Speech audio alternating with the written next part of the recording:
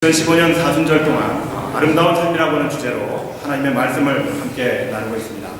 우리의 삶이 좀 더 아름다워지기 위한 우리의 노력으로 한번 주제라도 아름다운 삶을 위해서 우리가 살아보자고 하는 이 결단을 마음으로 아름다운 삶이라고 하는 주제를 잡았습니다.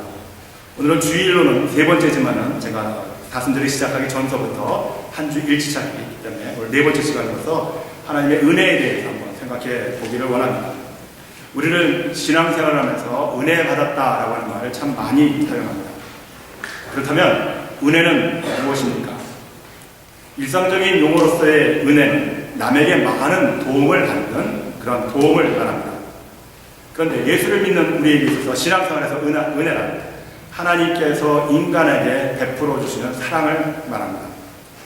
신앙생활에서 이 은혜에 대해서 적절하게 표현하는 한 책이 있어서 그 내용을 여러분들에게 소개하고자 합니다.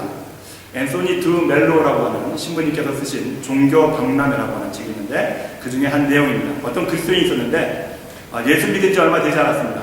그런데 어느 날 이 사람이 예수를 믿지 않고 있던 옛날 친구를 만나게 되었습니다. 그러면서 나누는 대화였습니다. 믿지 않는 친구가 이제 처음 예수를 믿는 사람에게 말하기를 그래 자네 요새 그리스도인이 되었다며 이렇게 물었을 때 예수를 믿는 사람이 그렇게 됐네 그렇게 대답을 합니다. 그래서 이 친구가 다시 묻습니다. 그럼 그리스도에 대해서 많이 배우고 알겠구만. 그랬더니 이 예수를 믿은 지 얼마 되지 않은 사람이 글쎄 뭐 그렇게 많이 아는 것은 없지. 그러자 이 친구가 믿지 않는 친구가 묻습니다. 그러면 내가 몇 가지 묻겠는데 예수는 어디서 태어났는가? 그랬더니 글쎄 나도 잘 모르겠는데. 그럼 예수가 몇 살 때 죽었지? 그러니까 이 친구가 글쎄 내가 그것도 아직 잘 모르겠는데. 그러니까 대화가 이쯤 되니까 그 믿지 않는 친구가 예수 믿는 친구를 비웃기 위해서 이렇게 말을 합니다. 자네는 그리스도에 대해서 아무것도 아는 것이 없구만. 그래도 예수 믿는 건가? 한심하게 보인다네. 이렇게 얘기하니까 그때 이제 예수를 믿기 막 시작한 친구가 정중하게 대답을 합니다.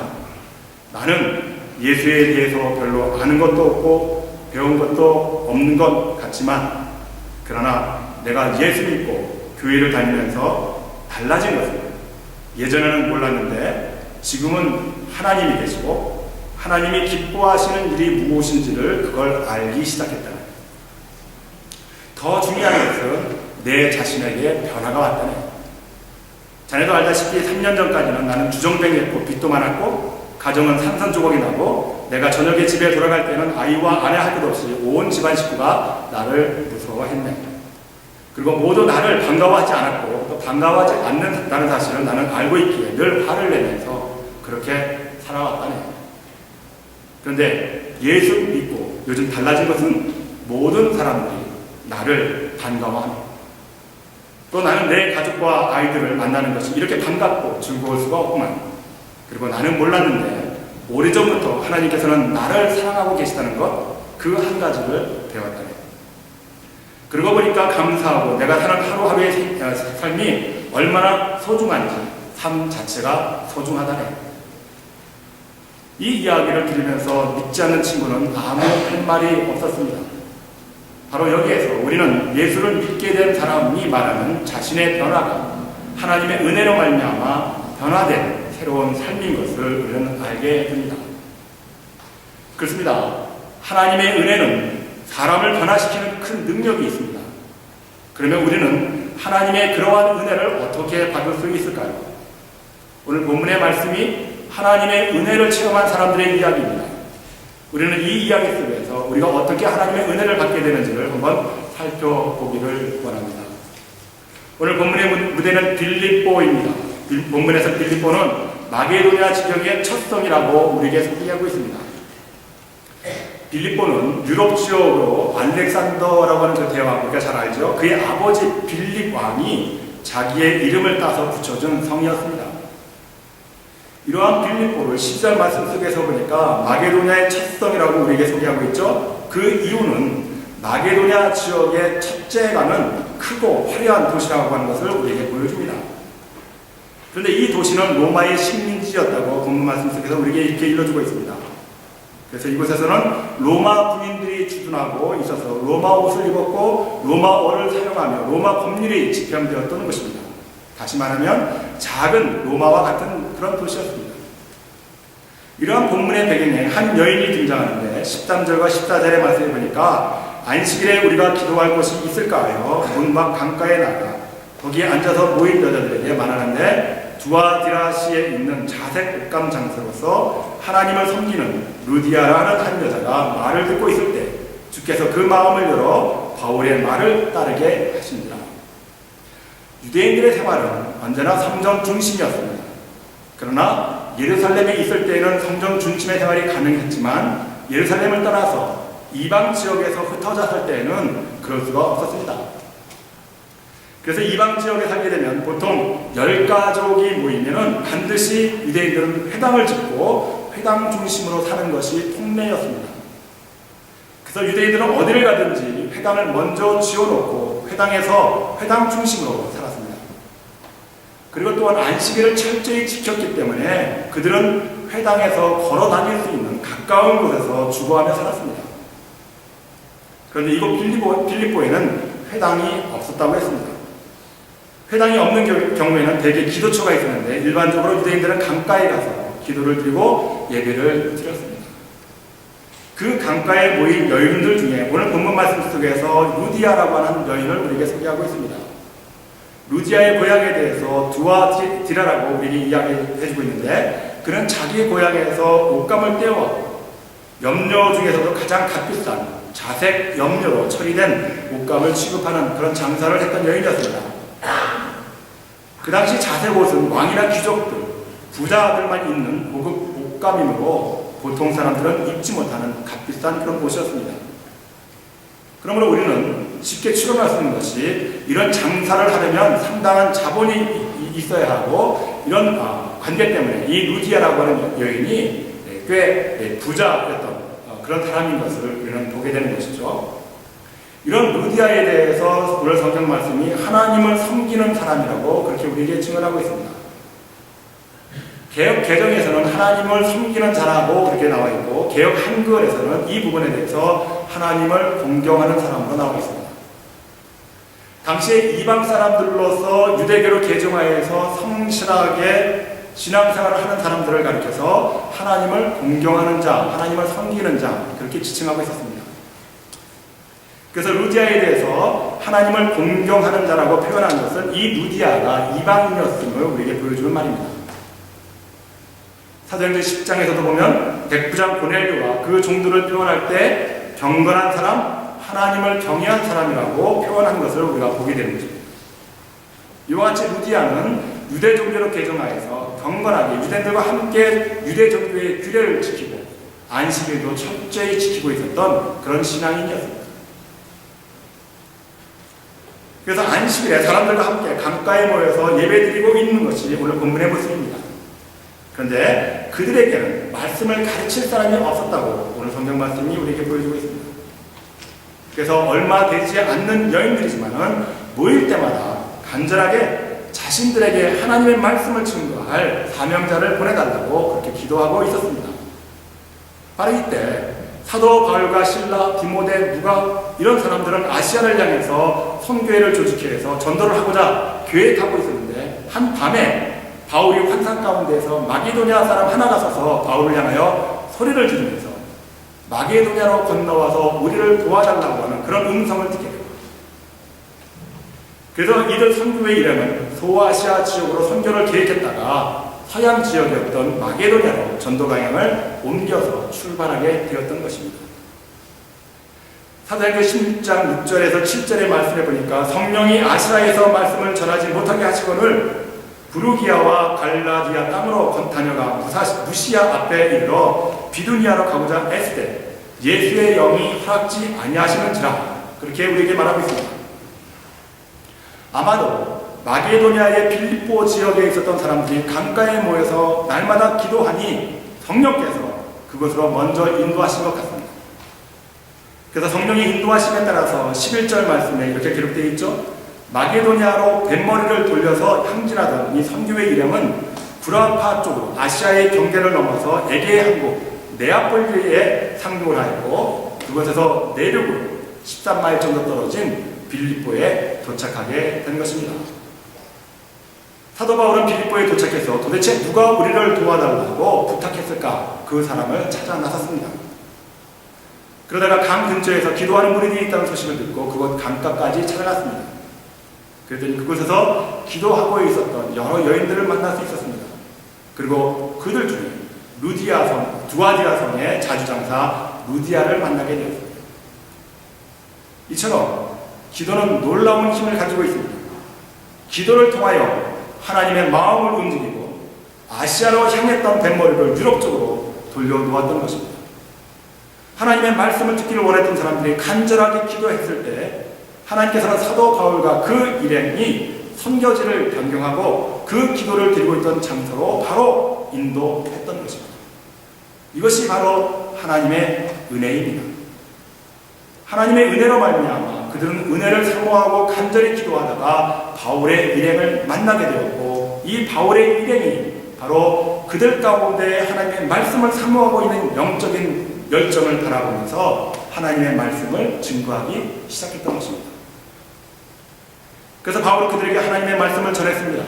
은혜를 사모했던 그들이 이 말씀을 받아들이면서 꿀성이처럼 말씀을 받아들였고 은혜와 성령으로 충만하게 되었습니다. 오늘 여러분들께서 받으신 주보의 시편 19편 9절에서 10절의 말씀이 들어있죠. 한번 주보를 다 보시고 오늘 요절 카드를 한번 꺼내보시길 바랍니다. 그리고 앞에 화면을 보시면 제가 이 시편 19편 9절에서 10절의 말씀을 4개로 나눴습니다. 4부분을 나누어서 읽어보면 여호와를 경외하는 도는 정결하여 영원까지 이르고 하나님의 도는 영원까지 우리를 이끌어 가시는 능력이 있다는 겁니다. 또 하나는 여호와의 도, 하나님의 말씀은 진실하여 다 의롭다라고 우리에게 일러주고 있습니다. 자, 하나님의 말씀이 여호와를 경외하는 것이 우리의 삶을 영원까지 이끌어가고 이 말씀은 우리를 의롭게 하는 그런 능력이 있다는 겁니다. 그래서 우리가 어떻게 이 하나님의 말씀을 받아들여야 되는가, 어떤 마음을 갖고 있어야 되는가, 곧 많은 승보다 더 사모할 것입니다. 꿀과 성의꿀보다 더 달다고 하는 이 말씀을 우리에게 보여주고 있는 것입니다. 시편의 기자도 하나님의 말씀을 많은 순금보다 더 사모할 것이라고 우리에게 일러주면서 그 이유가 바로 이 말씀이 꿀과 성의꿀보다 더 달기 때문이라고 우리에게 고백하고 있는 것입니다. 그렇습니다. 성도들이 하나님의 말씀을 사모하는 이유는 물론 우리 성도들이 이 땅에 살아가면서 많은 재물도 필요하겠지만은 그보다 더 소중한 것은 이 하나님의 말씀이라고 하는 것이죠. 그 이유가 무엇인가? 이 말씀 속에서 참다운 기쁨과 즐거움 때문에 재물보다도 말씀을 더 사모하라고 우리에게 일러주고 있는 것입니다. 이와 같이 하나님 말씀 듣기를 사모했던 루디아와 여인들이 강가에서 바울의 말씀을 듣게 되었습니다. 그리고 그 말씀을 들은 여인 중에 루디아라고 하는 여인의 변화를 우리는 오늘 말씀 속에서 만날 수 있습니다. 루디아는 자신은 물론이요 그의 온 집안 식구들의 전부 세례를 받고 주께 헌신하기로 작정을 합니다. 뿐만 아니라 강가의 예배 처소를 루디아 자신의 집으로 옮겨서 자기 집에서 사도 바울과 선교의 일행들이 먹고 자며 말씀을 증거할 수 있도록 자기 집을 개방합니다. 그 당시에는 지금처럼 숙박업이 발달했던 것도 아니고 전도하는 사람들이 해가 지면 잘만한 곳이 없었습니다. 바울과 일행들도 원래 계획한 대로 이 마게도냐의 빌립보 지방에 온 것이 아니라 다른 쪽으로 계획했다가 갑자기 이쪽으로 온 형편이었기 때문에 아무 준비 없이 그렇게 도착했을 것입니다. 성령의 명령으로 빌립보에 전도를 하러 왔지만 머물 것이 마땅치 않았을 것입니다. 빌립보에는 아는 사람들도 없고 반겨주는 그런 사람도 없었습니다. 그런데 루디아는 형편이 괜찮은 여인으로서 우리가 서론 부분에서 보았듯이 자주 옷감 장사, 꽤 상당한 재력이 있는 그런 여인이었습니다. 그래서 바울 일행을 자기 집에 묵게 하고 싶은데 루디아는 혼자 사는 여자였습니다. 그래서 루디아가 바울에게 솔직하게 이야기합니다. 15절의 말씀해 보니까 만일 나를 주 믿는 자로 알거든 이러한 전제를 하는 것을 우리가 보게 됩니다.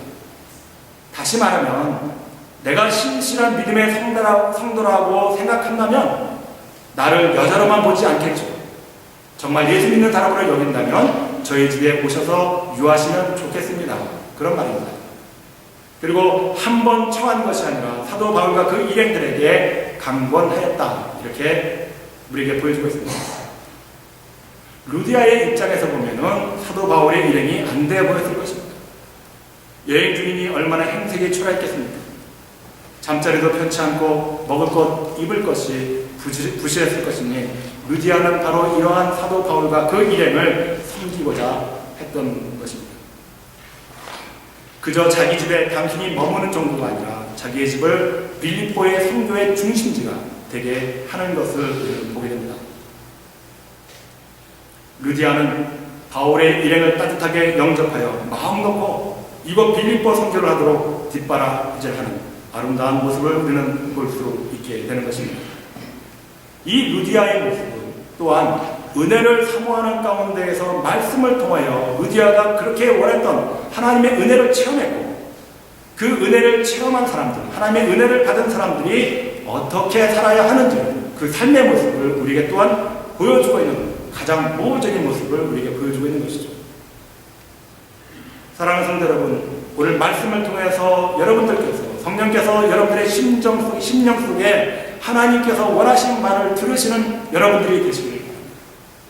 주님의 세미한 음성에 귀를 기울이시고 오늘 이 예배를 통해서 하나님께서는 세상에 나아가서 살아가는 우리에게 어떤 말씀을 하실 것인가, 그 말씀을 사모하는 가운데 심령의 문을 여시고 들으시기를 바랍니다.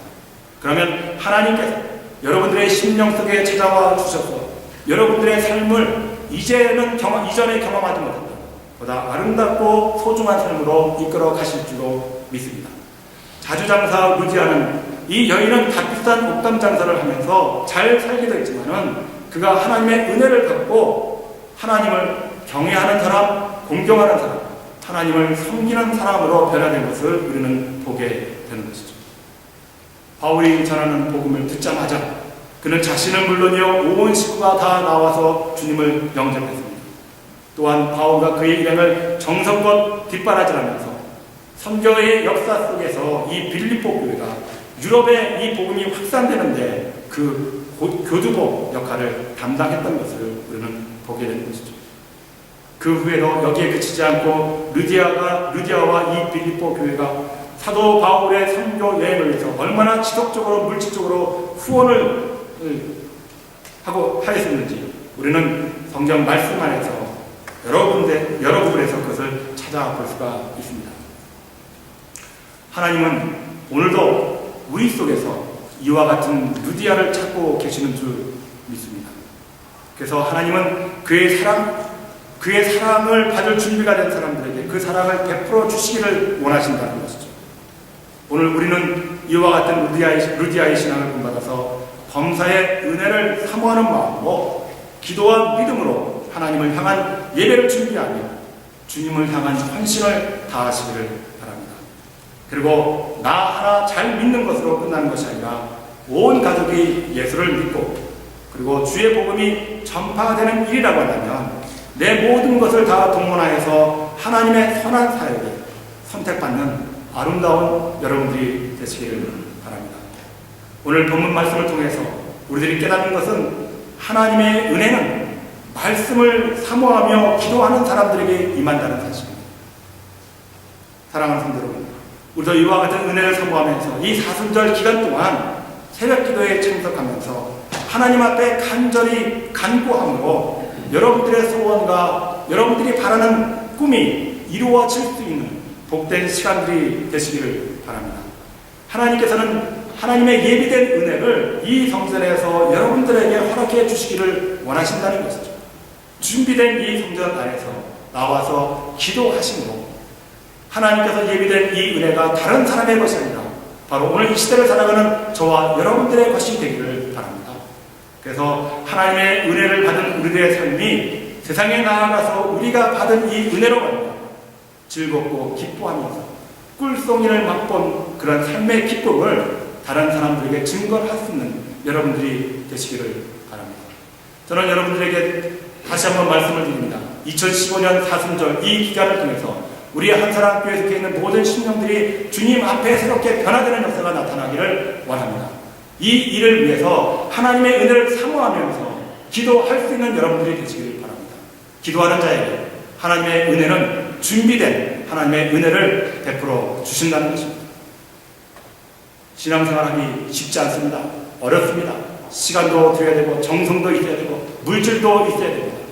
이 일들이 우리의 멍해가 되지 않고 우리가 쉽게 행할 수 있는 이 비결이 어디에 있습니까? 기도를 통해서 하나님께서 우리 인생을 통해서 준비된 하나님의 은혜를 받으면 이 은혜로 말미암아 우리의 신앙의 삶이 부담이 아니라 하나님께서 내 삶 속에서 임하시는 복을 주심으로 내가 이 복을 받고 이 복을 누리는 삶의 모습을 나타내는 삶이 바로 은혜를 받은 자의 삶인 것을 믿으시는 여러분들이 되시기를 바랍니다. 신앙생활이 힘들고 어려우십니까? 은혜를 사모하시면서 기도할 때 이 하나님의 은혜가 여러분들에게 이슬비처럼 온 대지를 촉촉하게 적시는 이 아름다운 역사가 우리 한사랑교회 모든 성도들 한 분도 빠짐없이 여러분들의 삶 가운데서 풍성하게 임하시길 주의 이름으로 간절히 축복합니다. 기도하시게 됩니다.